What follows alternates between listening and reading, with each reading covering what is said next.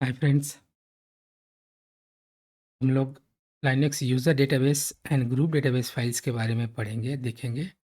साथ में हम लोग लैब भी करेंगे। तो लेट अस स्टार्ट नाउ। थोड़ा सा मैं आपको बता दूं कि डेटाबेस फाइल्स कौन-कौन सी हैं, उसके अंदर क्या-क्या फ़ील्ड्स हैं, उसके बारे में थोड़ा-थोड़ा बताऊंगा। देन उसके बाद I log into the system, I will show you. तो जब user and group database files की बात करें, तो जब भी हम इन यूज़र बनाते हैं, ग्रुप बनाते हैं, तो कुछ फाइल्स होती हैं।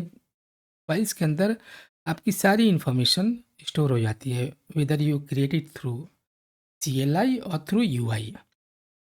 तो पहली जो फाइल होती है वो that is called ETC pass.od। दूसरी फाइल होती है ETC शैडो फाइल। तीसरी फाइल होती है ETC ग्रुप फाइल। एंड चौथी फाइल होती है ETC G shadow, that is secure group password. So इसके अंदर देखते हैं, वन बाय वन करके स्टडी करते हैं कि इन फाइलों के अंदर कितने फील्ड्स होते हैं। तो पहली फाइल होती है ETC pass.od। मेजरली इसके अंदर 7 फील्ड्स होते हैं। पहला जो फील्ड होता है वो यूज़र नेम का होता है। दूसरा जो फील्ड होता है उसमें एक्स का इंडिकेशन आपको दिखेगा। इसका मतलब ये हुआ कि इस यूज़र का अपना पासवर्ड है जो कि ETC शैडो फाइल के अंदर एन्क्रिप्टेड मोड में पड़ी हुई है। तीसरा फील्ड होता है UID। यूज़र की यूनिक आइडेंटिफिकेशन होती है जो कि न्यूमेरिक में होती है। एंड दैट चौथा फील्ड होता है प्राइमरी ग्रुप आईडी का। पांचवा फील्ड होता है कमेंट वगैरह में कुछ भी डाल सकते हो। फॉर एग्जांपल जब यूज़र बना रहे हो तो यूज़र के एग्जांपल वो DBA यूज़र है तो वहाँ पे डाल सकते हो DBA यूज़र, सिस्टम यूज़र, उसका मोबाइल नंबर वगैरह डाल सकते हैं, डिपार्टमेंट नेम। देन अगला फील्ड होता है यूज़र की होम डायरेक्टरी। जो लास्ट फील्ड होता है सातवां field that is called shell path. Shell का पाथ उसमें डिफाइन करते हैं। तो इस तरीके से उसके बाद कुछ इंपॉर्टेंट थिंग्स है जो कि आपको बताना चाहूँगा कि जो जीरो यूआईडी होता है वो रिजर्व होता है रूट के लिए। 1 टू 999 तक जो यूआईडीज होते हैं वो सिस्टम और सर्विस के लिए रिजर्व होते हैं। उसके बाद से नॉर्मल यूज़र की होती हैं। तो बाकी जब हम नॉर्मल यूज़र क्रिएट करेंगे तो देखोगे कि अपने आप आपको 1001 मिला, 1002 मिला, एक्सेट्रा। तो let us talk about it is shadow file now. So it is shadow file के अंदर मेजरली 9 फील्ड्स होते हैं। पहला फील्ड होता है यूज़र नेम का। दूसरा होता है एन्क्रिप्टेड पासवर्ड जो कि मैंने बताया कि वहाँ पे अभी मैं दिखाऊंगा आपको। तीसरा फील्ड होता है लास्ट चेंज। लास्ट चेंज का मतलब ये होता है कि ये कैलकुलेट करता है 1970 से। फॉर एग्जांपल कल के डेट में पासवर्ड आपने चेंज किया, 10,000 डे हो गया मान लो। अगर ये कैलकुलेट करता है बैकएंड से कि 1 जैन 1970 से कैलकुलेट करता है और मान लो कल 1 तारीख था, 1 तारीख को 10,000 डेज हो गए तो वहाँ पे दिखाएगा 10,000। अगर आज पासवर्ड चेंज करते हो तो दिखाएगा 10,001 समथिंग। सो इस तरीके से होता है मिनिमम बेसिकली। लेकिन ये जो 4-5 फील्ड्स होते हैं ये ज़्यादातर LDAP के केस में यूज़ होते हैं और NIS के केस में यूज़ होते हैं। कि रीजन की NIS के केस में हमें एक-एक चीज़ की मॉनिटरिंग करनी होती है, डिफाइन करना होता है। Minimum number of days, minimum number of days का मतलब ये होता है मैक्सिमम नंबर ऑफ डेज़ कितने दिनों में पासवर्ड आपका चेंज होना चाहिए। मैक्सिमम नंबर ऑफ डेज़ कितने, तो कहीं-कहीं 30 डेज़ है, 60 डेज़ है, ठीक है, कहीं 90 डेज़ है। वार्निंग मैसेज आप चाहते हो कि नहीं उस यूज़र को पासवर्ड एक्सपायर होने से 10 डेज़ पहले उसको वार्निंग मैसेज मिले। तो here we can define inactive, कितने दिन के बाद इनएक्टिव हो जाए। फॉर एग्जांपल आज पासवर्ड एक्सपायर हो गया, कितने दिन के बाद तो इनएक्टिव करना चाहते हो, 5 डेज, 10 डेज, कुछ ग्रेस पीरियड देना चाह रहे हो, राइट। तो that is called grace period. We can define here expiry. So account कब एक्सपायर हो तो सारी डिटेल इसमें डालनी है। उसके बाद ETC ग्रुप फाइल, ये इंपॉर्टेंट फाइल है। इसके अंदर 4 फील्ड्स होते हैं। पहला ग्रुप नेम का, दूसरा एक्स का इंडिकेशन होता है, इसका अपना पासवर्ड होता है जो कि आपको डालने की ज़रूरत नहीं है।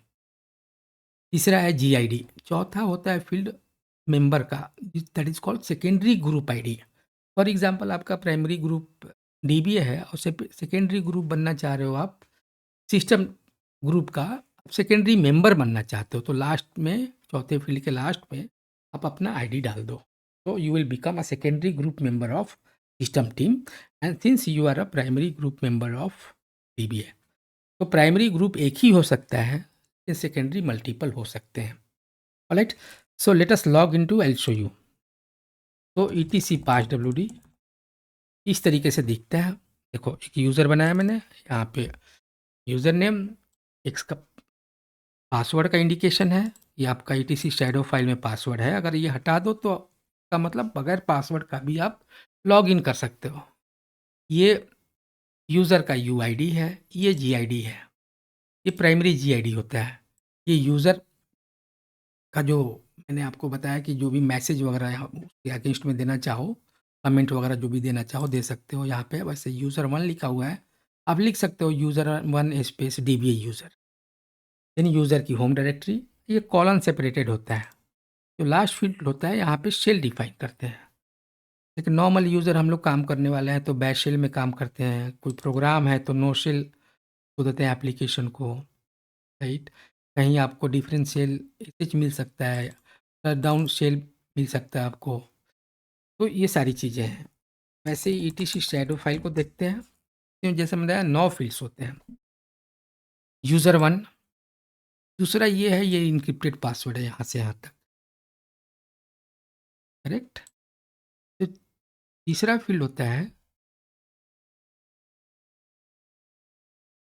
तीसरा फील्ड होता है वो लास्ट चेंज का होता है। लास्ट चेंज मैंने बताया कि ये फॉर एग्ज़ाम्पल अभी मेरा एक यूज़र है ये, वो 1 जनवरी 1970 से कैलकुलेट करता है। अभी पासवर्ड चेंज करता हूँ यूज़र 1 का।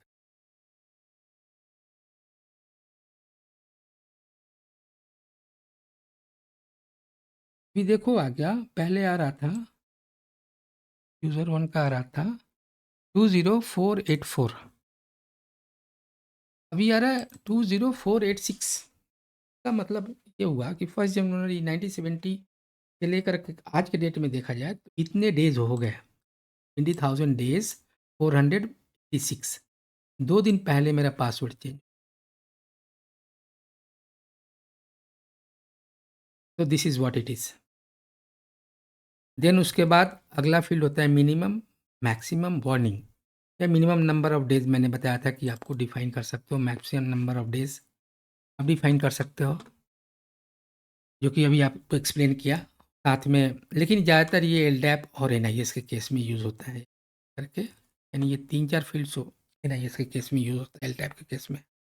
तो by this way you can modify. चौथा फ़ील्ड इंपॉर्टेंट है आपके लिए, जो कि आपको चेंज करना पड़ सकता है, वो ये चौथा डेटाबेस फ़ाइल है ईटीसी ग्रुप का। इसमें 4 फ़ील्ड होते हैं। फॉर एग्ज़ाम्पल, एक यूज़र है यूज़र 1, उसका पासवर्ड है ग्रुप का। तीसरा फ़ील्ड जो होता है वो ग्रुप आईडी है, इसको लॉगिन करते हैं यूआई एडिटर के थ्रू। 2 यूज़र है, ये यूज़र 2 जो है वो चाह रहा है कि मैं सेकेंडरी मेंबर बन जाऊँ यूज़र 1 ग्रुप का, करेक्ट। तो सिंपली क्या करना है, यहाँ पे यूज़र 2, दैट्स ऑल। अब यूज़र 1 एक यूज़र भी है, यहाँ एक ग्रुप भी है, ग्रुप का नाम भी यूज़र 1 है, तो आप सेकेंडरी मेंबर बन गए। इस तरीके से आप देखोगे यहाँ पे तो कुछ आपको दिखेंगे। देखो, एक ये है, ये सेकेंडरी मेंबर है, राइट। ऐसे आपको 1-2 और मिल जाएंगे, नहीं मिला तो भी इस तरीके से डिफाइन करते हैं। ऑलराइट गाइस, सो ये थोड़ा सा मैं बताना चाह रहा था डिटेल में, फाइल में कैसे आपको चेंज करना है, कहाँ चेंज करना है। तो इसका चौथा फील्ड इंपॉर्टेंट होता है आपके लिए। Alright, thank you guys, have a nice day.